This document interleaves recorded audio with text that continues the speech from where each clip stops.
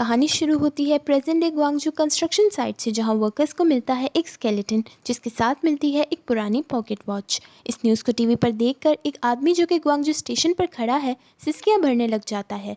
मानो न मानो ये आदमी इस कंकाल को पहचान चुका है, लेकिन ये आदमी कौन है और ये कंकाल किसका है, ये जानने के लिए आगे बढ़ते हैं।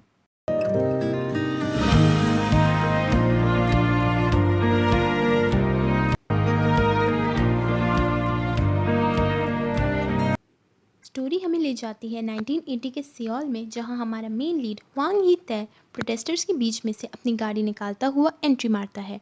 इतनी टशन भरी एंट्री के बाद वांग ही ताय एक कार डीलर के पास पहुंचता है, जिसको आधे मन के साथ वो अपनी ये गाड़ी बेच डालता है। इसके बाद ही तय एक कमरे में किसी किम क्योंग सू के सामान में कुछ ढूंढ रहा होता है कि इतने में कमरे में मौजूद बाकी स्टूडेंट्स में से एक लड़का ही तय से लड़ना शुरू हो जाता है, ये कह के कि जब हम क्योंग सू के लिए लड़ रहे थे तब तुम एक बार भी नहीं आए और अब तुम में इतनी शर्म बाकी है कि यहाँ वापस आए हो। जिसे सुनकर हमारा कूल हेडेड मेन लीड उसे एक सरकास्टिक से जवाब देता है, जिसे सुनते ही वो लीडर उससे मेडिकल स्टूडेंट होने के बावजूद रास्ते पे मरने वाले लोगों की फिक्र ना करने का ताना मारता है। हीताई की तरफ से एक और करारा जवाब आता है, जिसे सुनकर उस लड़की की हट जाती है और वो उसे जोरदार पंच मारता है। इसके बाद हीताई अपनी एक्स गर्लफ्रेंड के साथ मुंह सुझाए बैठा होता है जब वो उसे शादी का कहती है। हीताई उसे तब बताता है कि उसने तो ग्रेजुएट ही नहीं किया क्योंकि उसे यूनिवर्सिटी सॉन्ग फेस्टिवल में पार्टिसिपेट करना था और ग्रेजुएट हो जाने के बाद वो उसमें हिस्सा लेने के लिए एलिजिबल नहीं रहता।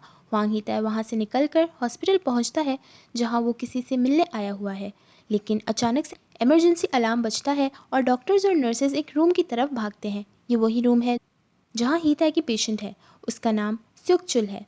डॉक्टर्स उसकी पल्स वापस लाने की कोशिश कर रहे होते हैं और यहाँ हमें देखने को मिलता है हीताई के पास्ट का पहला फ्लैशबैक। इसमें जख्मी स्युकचुल, हुआंग हीताई खुद और एक लड़का होता है। कुछ देर बाद स्युकचुल की पल्सेस तो वापस आ जाती हैं, मगर डॉक्टर्स का ये कहना होता है कि वो ज़्यादा दिन जिंदा नहीं रह पाएगी। इन्हीं सब के चलते स्युकचुल हल्की सी आंखें खोलती है और कहती है घर।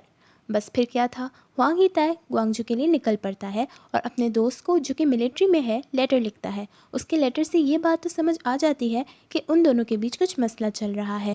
अगला सीन हमें ले जाता है ग्वांगजू के एक हॉस्पिटल में, जहाँ एंट्री होती है हमारी फीमेल लीड किम म्यूंग ही की, जो कि एक हार्ड वर्किंग नर्स है। वो हमेशा ओवर टाइम करती है और कभी ऑफ भी नहीं लेती। वो अपने काम में अच्छी होती है। वहीं दूसरी तरफ वांग हीताई ग्वांगजू आते ही सबसे पहले हॉस्पिटल जाता है, जहां वो डायरेक्टर से अपनी पेशेंट को, जो कि कोमा में है, सियोल से ग्वांगजू ट्रांसफ़र कराने की बात करता है। ये वही हॉस्पिटल है जहां म्यूंग ही काम करती है। एक पेशेंट जो कि एक नर्स से बदतमीज़ी कर रहा होता है, म्यूंगी उस पेशेंट को अपने तरीके से ट्रीट करती है, जिस पर वो पेशेंट बौखलाकर उसे कॉलर से पकड़ लेता है और म्यूंगी सेल्फ डिफेंस में उसके हाथ पर एक नस को दबा देती है। वहीं दूसरे हाथ पर डायरेक्टर ही ताई को एक्सक्यूज़ कर देता है क्योंकि उसके पास इनफ पैसे नहीं होते। डायरेक्टर कमरे से जाने लगता है, मगर ही ताई दरवाजे के आगे खड़ा हो जाता है और उसे कहता है कि वो पेशेंट ग्वांगजू में ही पैदा हुई है और यहाँ आना उसकी आखिरी ख्वाहिश है। वो ये बात कर ही रहे होते हैं कि अचानक दरवाज़ा खुलता है और ही ताई कमरे के साइड पे पड़े सोफे पर जा गिरता है। ये वही बदतमीज़ पेशेंट होता है जिसने म्यूंगी को कॉलर से पकड़ रखा होता है और डायरेक्टर को पेशेंट पर असॉल्ट करने के लिए म्यूंगी को फायर करने को कहता है। डायरेक्टर म्यूंगी को माफ़ी मांगने को कहते हैं, जिस पर म्यूंगी खासा तगड़ा जवाब देकर दोनों का मुंह बंद करा देती है। वहीं हीता ये सब कुछ काफ़ी हैरत से विटनेस कर रहा होता है। अगला सीन एक चेस सीक्वेंस है, जिसमें एक लड़की दो लड़कों को चकमा देकर निकल आती है। ये और कोई नहीं, इस ड्रामे की सेकंड फीमेल लीड ली सू र्यून है, जो कि म्यूंग ही की बेस्ट फ्रेंड है। ली सू र्यून, जो कि अपेरेंटली घर से बिना बताए निकली हुई है, वो म्यूंग ही को अपने घर ले जाती है और उसकी हेल्प से अपने फादर को चकमा देकर घर में घुस जाती है। सू र्यून एक प्रोटेस्टर है और उसका फादर एक कैपिटलिस्ट। इसी सीन में एक अनएक्सपेक्टेड इनकाउंटर होता है म्यूंग ही और सू र्यून के भाई सू चैन में। ये तीनों बैठकर कुछ बातें करते हैं, जिसके दौरान हमें ये पता चलता है कि म्यूंग ही तो अब्रॉड पढ़ने की तैयारी कर रही है और अभी तक पढ़ भी चुकी होती अगर वो अपने घर अपने छोटे भाई को सपोर्ट करने के लिए पैसे ना भेज रही होती। सूचैन इसके बाद म्यूंग ही को उसके दोस्तों के पास छोड़ आता है, जो कि उसे सूचैन के साथ देखकर पहले तो थोड़ा टीस करते हैं और फिर उसे जर्मनी से आए हुए एक्सेप्टेंस लेटर की गुड न्यूज़ देते हैं। म्यूंगी ये लेटर अपने चर्च के फादर को दिखाने के लिए निकलती है कि दरवाजे पर होता है किम म्यूंग ही और हुआंग ही तै का पहला फेटफुल इनकाउंटर।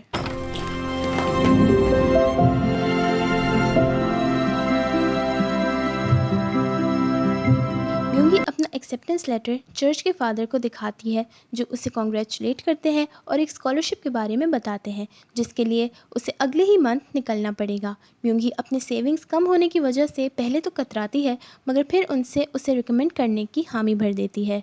इसके बाद वो अपने घर कॉल करती है जहाँ उसके माँ बाप, भाई और दादी रहते हैं। उसके ताल्लुकात अपने बाप के साथ कुछ अच्छे नहीं होते, जिसकी वजह से वो अपनी माँ को उन्हें कुछ भी बताने से मना करती है। अगले सीन में ही ताई का दोस्त उसे एक जगह पर ले जाता है जहाँ सूर्यून गवर्नमेंट फंडेड प्रोफेसर्स को एक्सपेल कराने पर भाषण दे रही होती है। ही ताई ये सब कुछ इग्नोर करके एक बंदे के पास जाता है और उसे जैंग सुक चुल के घर को ढूंढने के लिए रिक्वेस्ट करता है। इतने में सूर्यून वहाँ आ जाती है और उन दोनों की not so friendly first meeting होती है, जिसके बाद ही ताई और उसका दोस्त वहाँ से चले जाते हैं। रात के अंधेरे में सूर्यून और उसके साथी अपने प्रोटेस्ट के फ्लायर्स फोटोकॉपी करने के लिए एक फैक्ट्री में घुसते हैं, मगर पकड़े जाते हैं और जेल में डाल दिए जाते हैं। वहीं दूसरी तरफ एक आदमी ही ताई के दोस्त के यहाँ आ जाता है और जोरदार चपेट मारकर ही ताई को उठाता है। ये आदमी और कोई नहीं बल्कि उसका बाप होता है, जिसने ही ताई को रोड पर अपने दोस्त के साथ देखा होता है। वो उसे घर ले जाता है और साथ ही उससे एक अपॉलजी लेटर भी लिखवाता है, जिससे हमें उसके क्रैक पीस होने का सबूत मिल जाता है।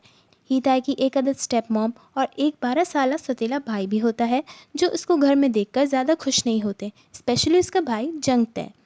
ही ताई जब अपने फादर को बताता है कि उसने ग्रेजुएट ही नहीं किया, तो उसके फादर उसे बहुत क्रूल से लेक्चर देते हैं और बताते हैं कि उन्होंने उसे इसलिए एज अ सन एक्सेप्ट किया है ताकि वो उसके लिए यूज़फुल साबित हो। अपने फादर की ये फ़िलॉसफी सुन के ही ताई उनसे कहता है कि उसे पैसों की ज़रूरत है और अगर वो उससे बिना सवाल किए पैसे दे दें तो वो वही करेगा जैसा वो कहेंगे।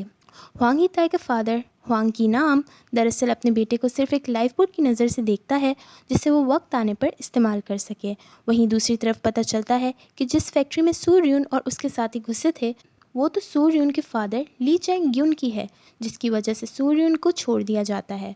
म्यूंगी की दोस्त उसे सूर्यून का सारा मामला बताती है और साथ ही अगले महीने निकलने के बारे में भी पूछती है, जिस पर म्यूंगी उसे बताती है कि अभी उसने फ़्लाइट के टिकट के पैसे जमा नहीं किए।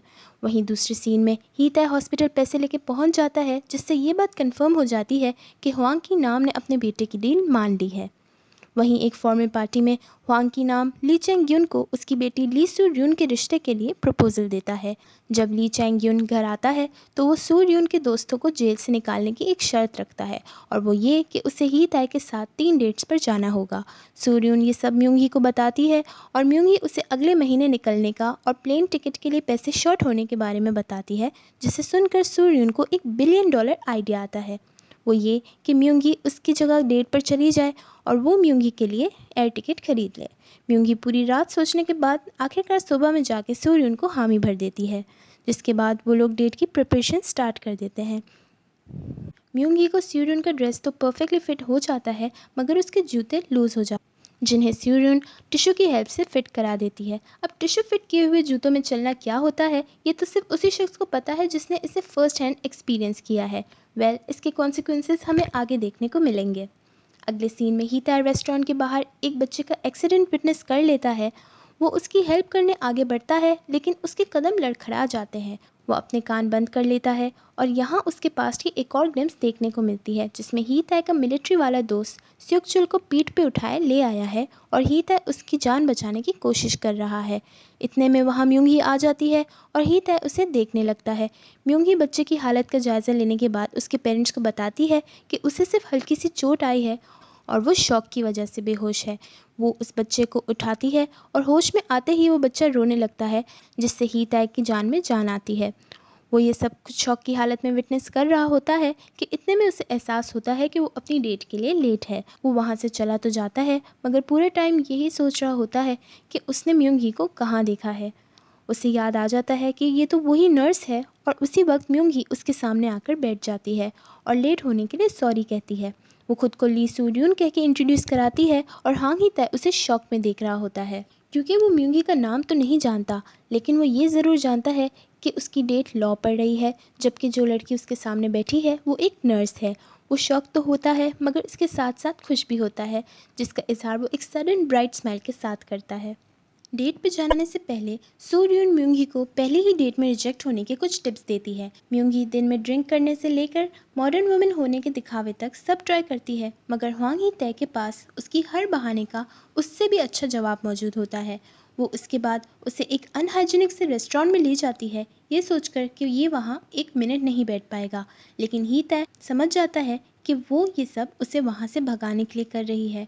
वो बहुत आराम से अपना खाना खाता है और उसे बताता है कि वो इससे कई गुना बुरी जगहों पर जा चुका है और ये कि वो दूसरों का छोड़ा हुआ खाना खाकर बड़ा हुआ है।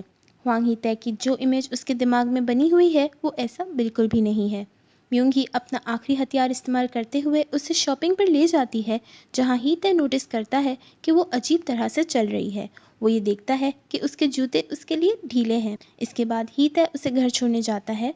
रास्ते में वो उसे बताता है कि उसने ग्रेजुएट नहीं किया और इसकी वजह वो उसे तब बताएगा जब वो लोग क्लोज हो जाएंगे। वो म्यूंगी को एक गिफ्ट देता है और उससे अगली डेट का पूछता है कि इतने में वहाँ सू चैन आ जाता है और म्यूंगी उसे हाँ कह के सू चैन के उसे देखने से पहले भगा देती है।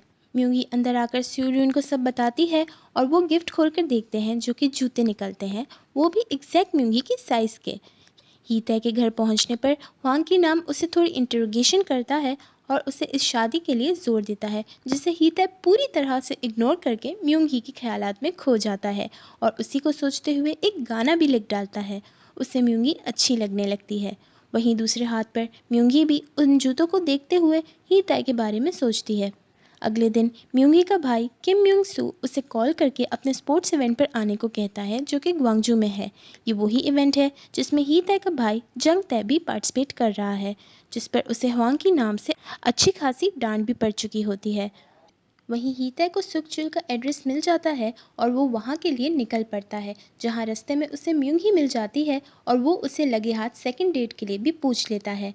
म्यूंगी म्यूंगसू के स्पोर्ट्स इवेंट में पहुंच जाती है, जहां म्यूंगसू अपने जूते उतर जाने की वजह से सेकंड आ जाता है और जंग तय फर्स्ट, और वो दोनों ही जूनियर स्पोर्ट्स फेस्टिवल के लिए सेलेक्ट हो जाते हैं, जिसके लिए पूरा में ग्वांगजू में उनकी ट्रेनिंग होनी होती है।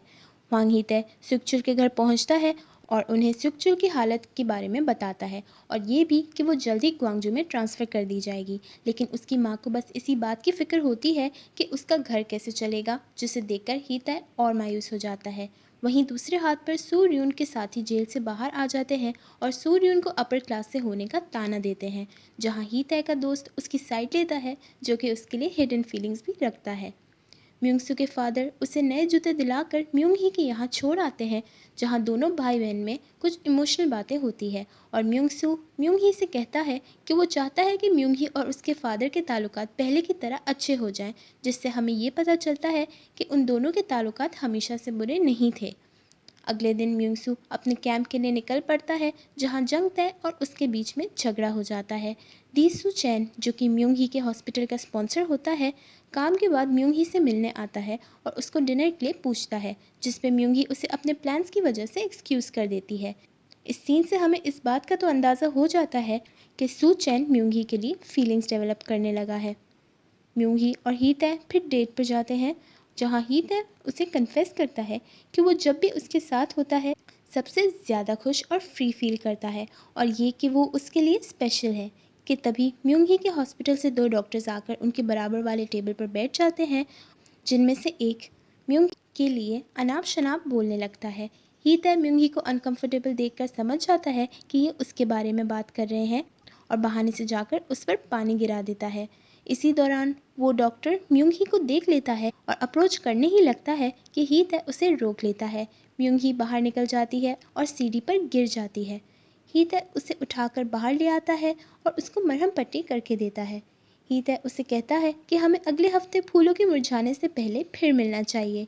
म्यूंगी उससे सवाल करती है कि क्या तुम्हारे फादर तुम्हें फोर्स करते हैं मुझसे मिलने के लिए, क्योंकि मैं चंगवा इंडस्ट्रियलिस्ट की बेटी हूँ। जिस पर ही तय उससे कन्फेस करता है कि ये पहली बार नहीं है जब वो उससे मिल रहा है।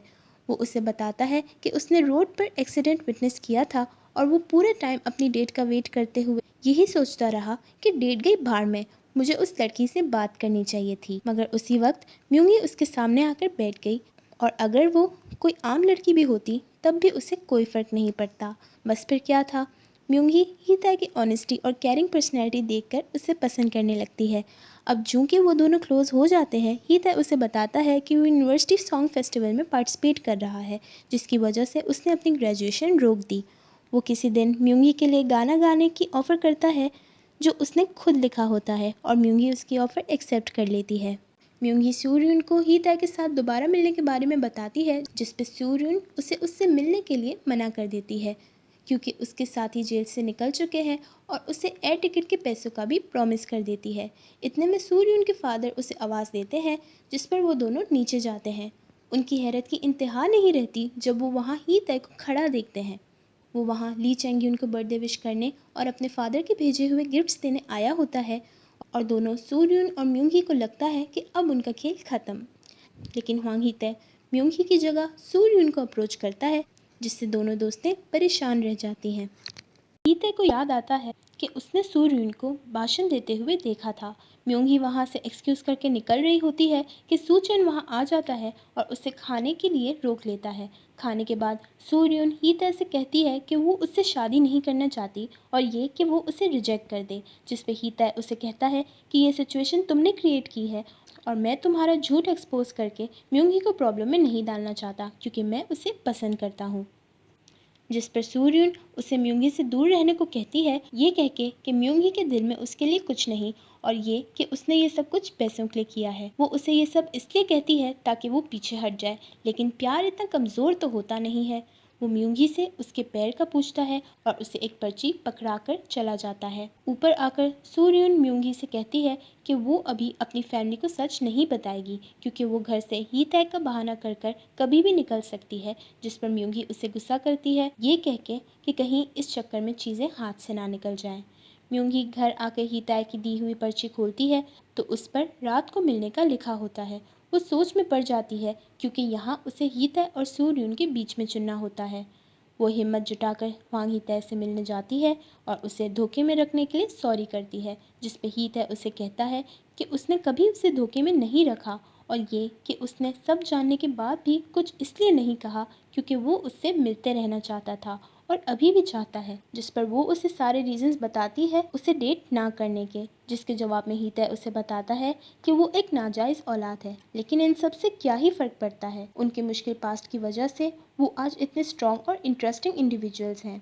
म्योंगी उसे अपने नेक्स्ट मंथ अब्रॉड जाने के बारे में बताने ही लगती है कि वहाँ उसके मकान मालिक की बेटी जिना आ जाती है, और वो तीनों वहाँ से निकल जाते हैं। हीते जिना से उसके घर का नंबर ले लेता है। वहीं हीते को सूर्युन के घर कॉल करने पर पता चलता है कि वो तो उसके साथ डेट का बहाना करके निकली है। वहीं दूसरी तरफ म्योंगी और सूचैन उसकी कंपनी की ओपनिंग सेरेमनी के लिए राइस केक्स ऑर्डर करने जाते हैं, जहां से वापसी पर म्योंगी को उसके फादर नजर आते हैं, जो कि वॉचेस रिपेयर करते हैं और अपना स्टॉल लगाए बैठे हुए होते हैं। वो उसे सूचैन के साथ देखते हैं, लेकिन म्योंगी सूचैन को वहां से लेकर चली जाती है। इस सीन में हमें म्योंगी के फादर के पास वही पॉकेट वॉच नजर आती है जो कि फर्स्ट सीन में देखने को मिली थी।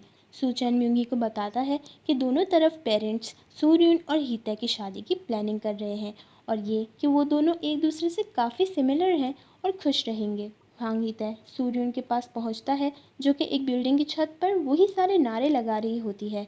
वो उसे अपना नाम यूज़ करके घर से निकलने के लिए कन्फ्रंट करता है, पर सूर्युन उसे इग्नोर करके नारे लगाना शुरू हो जाती है कि तभी उसे चोट लग जाती है और हीते उसे हॉस्पिटल लेके जाता है, जहाँ म्योंगी होती है। हीते और सूर्युन पूरा टाइम लड़ रहे होते हैं और म्योंगी को उन्हें ऐसा देख सूचैन की बात याद आ जाती है। हॉस्पिटल से निकलते वक्त हीते उसका बाहर वेट करता है और म्योंगी उससे कहती है कि अब उन्हें नहीं मिलना चाहिए। सूर्युन और हीते दोनों के पास ही बहुत सी प्रॉब्लम्स हैं और वो उन्हें मज़ीद नहीं बढ़ाना चाहती, जिस पर हीते उससे पूछता है कि बाकी सब कुछ छोड़ो, वो क्या चाहती है। जिस पर म्योंगी उसे बताती है कि वो अगले महीने अब्रॉड जा रही है और वहीं सेटल हो जाएगी, और वो उसे गुड बाय कह देती है। वहाँ ही ताई का दिल टूट जाता है और म्योंगी भी उदास हो जाती है। हीते अपने टूटे दिल से जूझ ही रहा होता है कि सियोल से सुखचिल के डॉक्टर की कॉल आती है, जो उससे कहता है कि सुखचिल के पास 1 महीना है और ऐसी हालत में उसको ट्रांसफ़र के रिस्क से गुजारना सेल्फिश होगा। ह्वांग हीतै इस सोच में पड़ जाता है कि कभी कुछ उसके प्लान के मुताबिक क्यों नहीं होता। हीतै अपने दोस्त से पूछता है कि अगर तुम्हें अपना सच्चा प्यार मिल जाए मगर वो हमेशा हमेशा के लिए तुमसे दूर जा रही हो तो तुम क्या करोगे। जिस पर उसका दोस्त उसे कहता है कि मैं उसे भूल जाऊंगा और सारी ज़िंदगी रिग्रेट के साथ जीऊंगा बजाय उसकी याद में जीने के। वो हीतै को परेशान देखकर उसे सिगरेट्स ऑफर करता है। हीतै अपने घर के लॉन में बैठकर सिगरेट जलाने की कोशिश कर रहा होता है कि तभी उसका फादर वहां टपक जाता है और उसे अपना मेटल का लाइटर देता है और हमेशा उसे अपने पास रखने को भी कहता है। अगले दिन म्यूंगी अपने भाई को स्पोर्ट्स कैंप के लिए रवाना कर देती है जहां जंग तय और म्यूंग सू रूममेट्स होते हैं और दोनों के बीच फिर लड़ाई हो जाती है। अगला सीन होता है सू चैन की कंपनी की ओपनिंग पार्टी का जहां हीतै और म्यूंगी का एक बार फिर आमना सामना होता है मगर इस बार ह्वांग की नाम हीतै को म्यूंगी की तरफ उन खास नज़रों से देखते हुए देख लेता है और उसे शक हो जाता है। वो एक आदमी को हीतै के पीछे लगा देता है। अंदर ह्वांग की नाम सूचैन की फार्मास्यूटिकल फैक्ट्री के लिए इन्वेस्टर्स की बात करता है।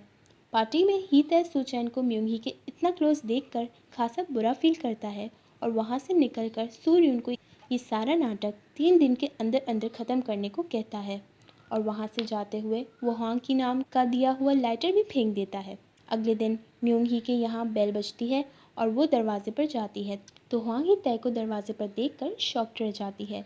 वो उससे पूछती है कि वो यहाँ क्या कर रहा है और वो उसे एक्सक्यूज़ करके अंदर जाने लगता है। वो उसे रोकने की कोशिश करती है और इसी दौरान ये हो जाता है।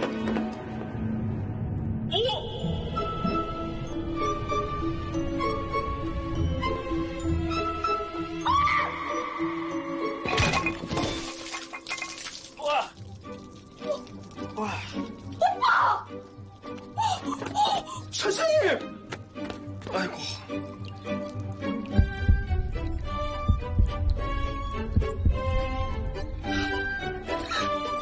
इसके बाद म्यूंगी को पता चलता है कि हीतै जिना का ट्यूटर है और उसने उसका नंबर भी उस दिन इसीलिए लिया था ताकि वो म्यूंगी के करीब रह सके। म्यूंगी उससे बाद में माफ़ी मांगती है और जिना के फादर उसे डिनर के लिए रोक लेते हैं और उसके साथ जमकर ड्रिंक करते हैं जिसके बाद वो उससे वहीं पर रात गुजारने को कहते हैं और हीतै उनकी ऑफ़र एक्सेप्ट कर लेता है। रात में अचानक हीतै की आंख खुलती है और वो बाहर जाकर हल्का हल्का गिटार बजाने लगता है जो कि जिना के भाई का होता है। जिसे सुनकर म्यूंगी बाहर निकल आती है और उससे पूछती है कि क्या तुम नशे में हो जो आधी रात को गिटार बजा रहे हो। जिस पर हीतै कहता है नहीं और उससे थोड़ी देर अपने पास बैठने को कहता है। वो उससे कन्फेस करता है कि उसे इस बात से डर नहीं लगता कि उनके पास सिर्फ 1 महीना है बल्कि इस बात से लगता है कि उस महीने के गुजर जाने के बाद उसे कितनी तकलीफ़ होगी। यहाँ वो म्यूंगी से प्रॉपरली कन्फेस करता है कि वो उसे पसंद करता है और ये कि वो उसे और भी ज़्यादा पसंद करता रहेगा। वो गिटार बजाते हुए गाना गाना शुरू हो जाता है जो उसने म्यूंगी के लिए लिखा होता है और म्यूंगी भी उसके साथ गुजारे सारे अच्छे पल याद करने लगती है। गाना ख़त्म होते ही हीतै उससे पूछता है कि क्या वो मई के आखिर तक उसे डेट करेगी। सुबह होती है और हीतै की आंख एक डरावने सपने से खुल जाती है जिसमें उसके सारे बुरे एक्सपीरियंसेस एक फ्लैश में उसको नज़र आते हैं। म्यूंगी उसके उठने से पहले ही हॉस्पिटल के लिए निकल जाती है और वहां बैठे उसके प्रपोजल के बारे में सोचती है जिसका जवाब देने का वादा उसने तब किया होता है जब हीतै का नशा उतर जाए। हीतै भी हॉस्पिटल पहुंच जाता है और डायरेक्टर से सुकचुल को ट्रांसफ़र कराने के लिए अगले हफ्ते की डेट ले लेता है। डायरेक्टर के उसे उसका और सुकचुल का रिश्ता पूछने पर वो कहता है कि उनका रिश्ता ऑफेंडर और विक्टिम का है यानी मुल्जिम और मजलूम का। वहीं दूसरे हाथ पर म्यूंगी अपना रेजिग्नेशन लेटर सबमिट करा देती है और सूर्युन से मिलने का कहती है लेकिन सूर्युन को अपने सीनियर की कॉल आ जाती है जो कि फ़रार है और वो उससे मिलने चली जाती है लेकिन वो दोनों पकड़े जाते हैं क्योंकि ह्वांग की नाम ने सूर्युन के पीछे भी आदमी लगाए हुए होते हैं जिसके ज़रिए वो उसके लीडर तक पहुंच जाता है। वहीं दूसरी तरफ ह्वांग हीतै जिना को पढ़ाने के बहाने म्यूंगी की पसंद नापसंद जान लेता है और उसके बाद म्यूंगी से जवाब मांगता है जिस पर म्यूंगी उसे टाल देती है। वो उससे अगले दिन मिलने का कहता है जिस पर म्यूंगी उससे कहती है कि उसे कहीं जाना है और हीतै कहता है कि वो उसके साथ चलेगा। म्यूंगी उससे अगले दिन सुबह 11 बजे बस स्टॉप पर आने का कह देती है। वहीं दूसरी तरफ ह्वांग की नाम जो कि एंटी कम्युनिस्ट इन्वेस्टिगेशन हेड है सूर्य उनको इनडायरेक्टली धमकी देता है हीतै से इंगेजमेंट करने के लिए। अगली सुबह जंग तय अपने स्पोर्ट्स कैंप के लिए निकल जाता है और ही तय हुआंग की नाम के सामने उसे कवर अप कर लेता है। म्यूंगी और ही तय बस में बैठकर निकल पड़ते हैं और वो उसे एक ऑर्फनेज में ले जाती है जहाँ वो हर थोड़े टाइम में विजिट करती है बच्चों के रूटीन चेकअप के लिए। वो वहाँ सबको बताती है कि ही तय एक डॉक्टर है और उसको भी बच्चों के एग्जामिन करने के काम पर लगा देती है और खुद भी दूसरे काम करना शुरू हो जाती है। काम खत्म होने के बाद म्यूंगी ही तय को बटर ब्रेड खाने को देकर वहाँ से चली जाती है और ही तय वो ब्रेड एक बच्ची के साथ शेयर करके खाता है, जिसके बाद वो लड़की बेहोश हो जाती है और वक्फे वक्फे से उठकर उल्टियाँ करने लगती है। म्यूंगी फिर ही तय को बताती है कि उसे गैस्ट्रोइंटेराइटिस है और वो कुछ खा नहीं सकती। उसे तकलीफ में देखकर ही तय गिल्ट में चला जाता है और म्यूंगी उसे कंसोल करती है। यहीं ही तय के पास्ट का एक प्रॉपर फ्लैशबैक देखने को मिलता है जहां हमें पता चलता है कि ही तय के दोस्त अपने प्रोटेस्ट के दौरान जख्मी हुए स्टूडेंट्स को ही तय के पास मरहम पट्टी के लिए ले आया करता था, क्योंकि वो उन्हें हॉस्पिटल नहीं ले जा सकता था। ही तय भी उसकी मदद कर दिया करता था। ये दोस्त वही मिलिट्री वाला दोस्त है जिसके साथ वो यूनिवर्सिटी सॉन्ग फेस्टिवल में हिस्सा भी लेने वाला था, जहाँ ही तय सॉन्ग्स कंपोज करता और उसका दोस्त लिरिक्स लिखता। अगर वो ना हुआ होता तो एक रात उसका ये दोस्त सुकचुल को बेहद जख्मी हालत में पीठ पे उठाए ही तय के पास ले आता है। वहाँ ही तय उसे चेक करने के बाद अपने दोस्त को बताता है कि उसने बहुत सारा खून बहा दिया है और उसकी पल्स भी बहुत कमज़ोर है, जिसके लिए उसे हॉस्पिटल ले जाना बहुत ज़रूरी है। लेकिन उसका दोस्त उसे हॉस्पिटल ले जाने से मना कर देता है, क्योंकि उससे भी उसकी जान को उतना ही खतरा होता है। जिस पर ही तय उसे गली के कोने वाले क्लिनिक, जो कि उसके दोस्त की है, वहाँ से किसी को मदद के लिए लाने को कहता है और उसका दोस्त फ़ौरन निकल जाता है, लेकिन बदकिस्मती से वहाँ पहुँचने से पहले ही पकड़ा जाता है। वहीं सुकचुल का दिल धड़कना बंद हो जाता है और ही तय अकेले ही किसी की मदद के लिए दुआ करते हुए उसे बचाने की कोशिश करता रहता है। तभी वहाँ म्यूंगी आ जाती है और ये फ्लैशबैक ख़त्म हो जाता है। वो ही तय की आंखों में आंसू देखकर परेशान होती है और बाहर आकर उसके साथ बैठती है, जब ही तय उसे बताता है कि वो डॉक्टर कहलाने के काबिल ही नहीं, क्योंकि जिस चीज़ को वो छूता है वो टूट जाती है। जिस पर म्यूंगी उसे कहती है कि कौन जीता है और कौन नहीं ये हमारे हाथ में नहीं, ऊपर वाले के हाथ में है। हम अगर कुछ कर सकते हैं तो वो ये कि उसके बनाए हुए दायरे में रहते हुए अपना बेस्ट दें, और अगर वो अपना ओपिनियन शेयर करे एज समवन जो कि इसी फील्ड में है, तो इस बात में कोई शक नहीं कि ही तय एक बहुत अच्छा डॉक्टर बनेगा।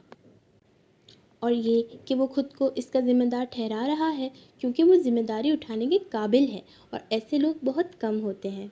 वेल, म्यूंगी की बात तो 100% सही है और इससे ही तय भी चेयर अप हो जाता है और वो दोनों घर के लिए रवाना हो जाते हैं। उसी दिन रात में वांग की नाम सूर्युन को भी छोड़ देता है और ली चेंग यून उसे वहाँ से ले जाता है। वो घर आकर उसे काफ़ी सुनाता है, जिस पर सूर्युन उसे कहती है कि वो ये शादी नहीं करना चाहती, लेकिन ली चेंग यून उसे बताता है कि उसकी कंपनी ख़त्म होने वाली है, जिसे बचाने के लिए उसे हुआंग की नाम की ज़रूरत है और उसके भाई ने भी हुआंग की नाम के लाए हुए इन्वेस्टर्स के साथ डील फाइनल कर दी है और ये कि सूर्युन को ही तय से शादी किसी भी हालत में करनी पड़ेगी। वहीं दूसरी तरफ ही तय म्यूंगी को घर छोड़ने जाता है, जहां म्यूंगी उससे कहती है कि वो उसे अपना जवाब कल शाम को अपनी शिफ्ट के बाद यहीं पर देगी। ही तय की खुशी का तो मानो ठिकाना ही नहीं रहता। जहां म्यूंगी और ही तय अपनी ज़िंदगियों में आने वाले तूफानों से बेखबर हैं, वहीं हुआंग की नाम को उन दोनों के बारे में पता चल चुका है और वो म्यूंगी के फादर किम hyun चुल के स्टॉल पर जाकर उसे म्यूंगी को कंट्रोल में रखने को कहते हैं। यहाँ हमें ये भी पता चलता है कि वो दोनों पुराने पड़ोसी कम दोस्त रह चुके हैं, लेकिन उनके ताल्लुकात अब कुछ अच्छे नहीं। सुबह होते ही म्यूंगी सूर्युन को कॉल करके मिलकर कुछ बताने को कहती है, लेकिन सूर्युन के अपने ही प्लान्स होते हैं और वो उसे एक्सक्यूज़ कर देती है। म्यूंगसू के स्पोर्ट्स कैंप में उसके फादर किम hyun चुल उसके कपड़े लेकर पहुंच जाते हैं, लेकिन उनके जाने के बाद बाकी बच्चे, जो कि ये नहीं जानते कि वो म्यूंगसू के फादर हैं, उनके लंगड़े होने का मजाक उड़ाने लगते हैं। कि तभी जंग तय, जिसने म्यूंगसू को उसके फादर के साथ देखा होता है, उसके लिए स्टैंड लेता है। जिसके बाद रात में म्यूंगसू उसे थैंक्स कह के पुलबांग ऑफर करता है, जो कि उसके फादर उसको उसके दोस्तों के साथ शेयर करने के लिए देकर गए थे और यहाँ से उनकी दोस्ती हो जाती है। सूर्युन हुआंग हिताय से मिलकर उसे बताती है कि वो कल उसके फादर से डिफेंस सिक्योरिटी कमांड में मिली थी और ये कि उन्होंने उसे ही तय से मंगनी करने के लिए धमकाया है। जिस पर ही तय उसे कहता है कि ये तो मेरे फादर की स्पेशलिटी है, तो क्या। जिस पर सूर्युन उसे कहती है कि उसके फादर की फैक्ट्री 1 महीने में ख़त्म हो जाएगी, तब तक तुम प्लीज़ ये ड्रामा कंटिन्यू रखो और ये इंगेजमेंट कर लो। उसके बाद तुम जो कहोगे मैं वो करूँगी। जिस पे हीता उसे सीधा सीधा मना कर देता है और अपने पेरेंट्स को सच बताकर आधी आधी जिम्मेदारी लेने को कहता है। हीता हॉस्पिटल जाकर सुखचुल के ट्रांसफ़र की सारी तैयारियां कर लेता है और साथ ही अपने दोस्त को लेटर लिखता है कि तुम्हारी प्यारी सुखचुल जल्द ही ग्वांगजू शिफ्ट हो जाएगी, तो अगर तुम उसे मिस करो तो यहाँ आकर मिल सकते हो। वो कहता है कि उसे उम्मीद है वो सब उस दिन से एक कदम आगे बढ़ पाएंगे और उसने भी धीरे धीरे आगे बढ़ना शुरू कर दिया है। वो उसे बताता है कि अब वो अच्छे लिरिक्स भी लिख सकता है क्योंकि उसे अब समझ आ चुका है कि प्यार क्या है। वो लेटर पोस्ट करने के बाद फूल लेकर उसी जगह पर म्यूंगी का इंतज़ार कर रहा होता है जहाँ कल रात को उसने उसे छोड़ा था। म्यूंगी वहाँ आती है और हीत ऐसे कुछ ऐसा कहती है जो उसके वहमो गुमान में भी ना था।